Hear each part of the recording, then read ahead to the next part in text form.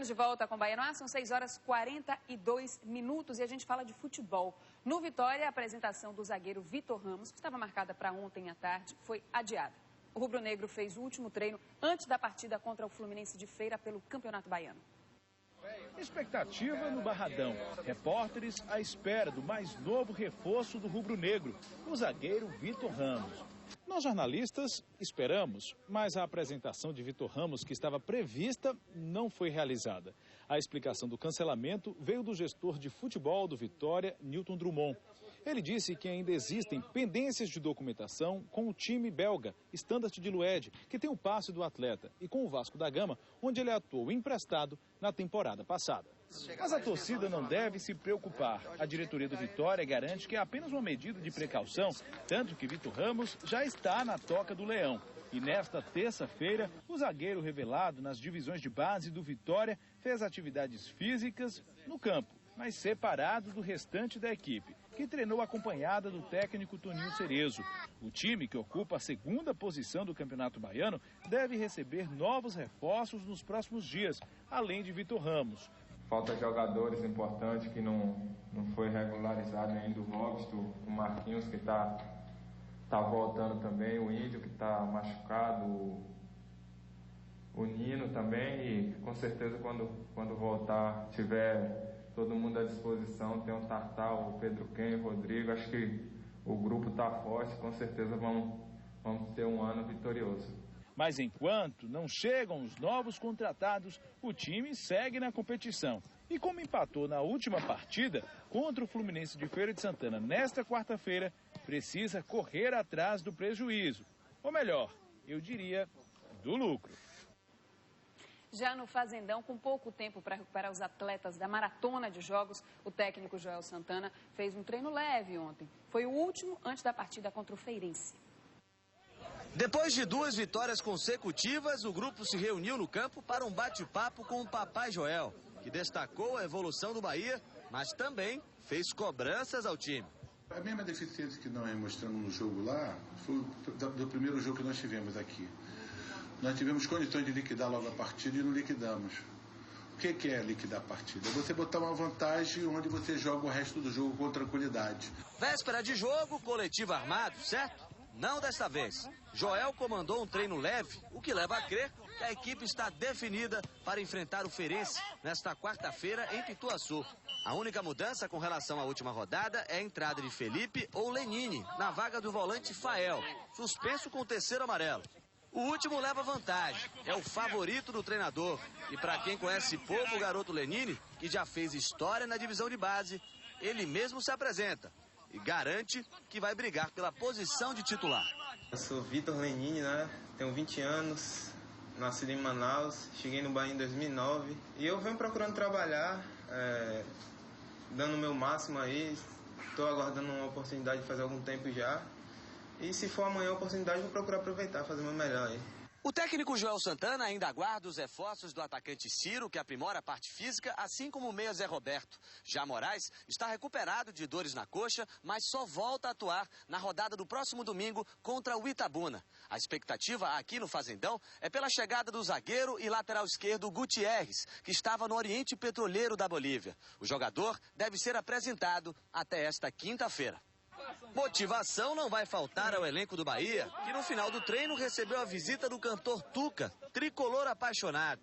Ele foi cumprimentado pelo capitão Tite, que aproveitou o clima de carnaval para transmitir vibrações positivas ao Esquadrão de Aço. A gente vai ser campeão baiano, Copa do Brasil, vamos jogar na Série A para brigar lá por cima e a Sul-Americana também. Muitas competições aí, para os tricolores aí ficarem ligados. Pois é, hoje acontece a 5ª rodada do Campeonato Baiano 2012. Começando com o tricolor, veja quais são as partidas. Às 8h30 da noite, o Bahia enfrenta o Feirense no estádio de Pituaçu. O Atlético de Alagoinhas joga contra o Itabuna em Serrinha. O Vitória da Conquista recebe o Juazeirense no estádio Lomanto Júnior.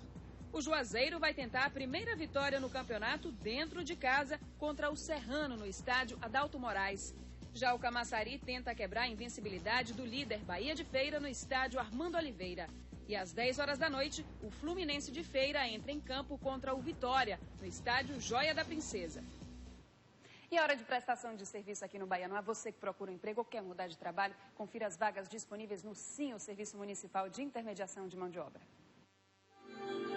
O SIM traz hoje 20 vagas temporárias para vigilante, 5 vagas para professor de educação física, 5 vagas para pizzaiolo, 5 vagas para analista de logística de transporte, 2 vagas para costureira de máquina reta, 2 vagas para motoboy, 2 vagas para operador de telemarketing ativo e receptivo e 1 vaga para gerente comercial. Os postos do SIM ficam no Comércio, Cabula, Cajazeiras e Boca do Rio. Veja também o que o Cine Bahia tem para Salvador e região metropolitana.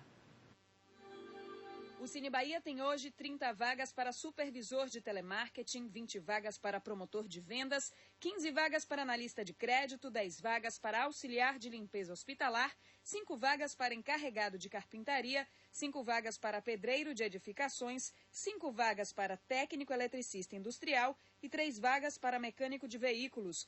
O Cine Bahia fica na Avenida ACM. Atendimento de segunda a sexta, das 8 da manhã às 5 da tarde.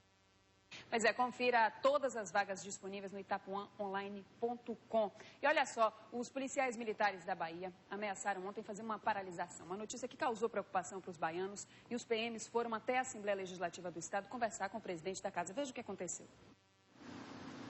Os policiais saíram em carreata pela Avenida Paralela até a Assembleia Legislativa do Estado, no centro administrativo da Bahia. Os cerca de 1.000 manifestantes ocuparam a frente do prédio. Por volta das 9 horas da noite, o comando do movimento foi recebido pelo presidente da casa, o deputado estadual Marcelo Nilo, que ouviu as reivindicações da categoria. O deputado disse que, na ausência do governador Jacques Wagner, que está em viagem oficial a Cuba, não poderia tomar nenhuma decisão sobre o caso e também afirmou não concordar com a proposta. Eu acho que uma greve da Polícia Militar é uma coisa muito grave. Isso vai afetar toda a economia do Estado, vai afetar toda a população do Estado. Eu acho que vocês deviam parar para pensar. Falando aqui com o presidente da Poder, que é um executivo, eu acho que é uma coisa muito grave, é uma coisa que no passado, não sei se alguns participaram daquela greve do passado, foi muito ruim para todo mundo. Eu acho que a melhor coisa é negociar, conversar. Os manifestantes disseram que passariam a noite na Assembleia. Olha, a gente continua falando sobre esse assunto. Agora vamos conversar com o Coronel Gilson Santiago. Ele é diretor de comunicação da PM. Por favor, Coronel, seja bem-vindo. Muito bom dia. Obrigada por vir aqui até o Estúdio Baianoá. Sente-se, por favor. Vamos tentar entender um pouco o que está acontecendo. A Polícia Militar está paralisada, Coronel? Não. Primeiro, dar um bom dia, Jéssica, e dizer que a Polícia Militar não está paralisada. Além da posição oficial, é o fato, né, que está sendo observado e acompanhado, né, pela população e pelo comando e pelo governo como um todo. Nós vimos, inclusive, algumas imagens, né, de viaturas da Polícia Militar fazendo policiamento na capital, mas existe algum risco de paralisação ou a população pode ficar tranquila? Não, a população pode ficar tranquila, nós estamos acompanhando isso, estamos aproveitando também a sua audiência, a penetração que vocês têm nos lares da Bahia como um todo, para inclusive aproveitar também para conclamar os nossos companheiros policiais à responsabilidade, ao compromisso que todo mundo tem voluntariamente com a sociedade, com a economia do Estado, com tudo isso que é importante para todos nós e com o momento particular, que é o momento de verão na Bahia. Pois é, um momento delicado, né, para se fazer uma paralisação, para se pensar em uma paralisação.